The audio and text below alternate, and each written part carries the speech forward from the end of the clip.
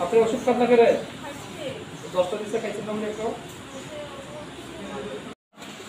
আটা আপনি করবেন ওই তাতে তো না দুটো দিতে আচ্ছা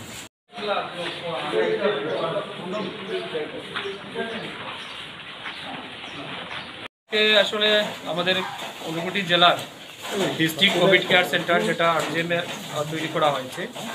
তো অনেকদিন যাবতীয় এটাকে এখানে চলছে মনিটরিং এখানে পেশেন্ট আছেন এডমিট তো আজকে আমি ব্যক্তিগতভাবে আমাদের ঊনকোটি জেলার যারা কোভিড পেশেন্ট যারা আছেন অ্যাডমিট এখানে তাদের বিষয় সম্পর্কে বা এখানে কীভাবে চলছে আমাদের মনিটরিং সিস্টেম সব কিছু ঠিক আছে কিনা গভর্নমেন্ট ফ্যাসিলিটিস সব কিছু পাচ্ছে কিনা না খাওয়ার বিষয় যেটা আছে তারা টাইমলি পাচ্ছেন কিনা না আমাদের মেডিকেল স্টাফ যারা আছে তারা ঠিকভাবে কোভিড পেশেন্টের সাথে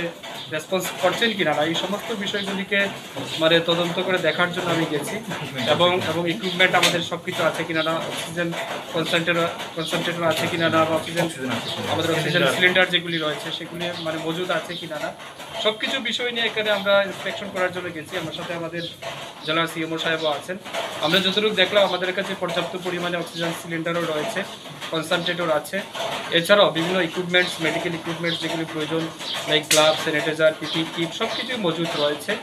এবং আমি সমস্ত পেশেন্টের সাথে পার্সোনালি কথা বলেছি একজন করে খাওয়া দাওয়ার বিষয় সম্পর্কে তাদের কাছে জিজ্ঞেস করেছি তারা বলে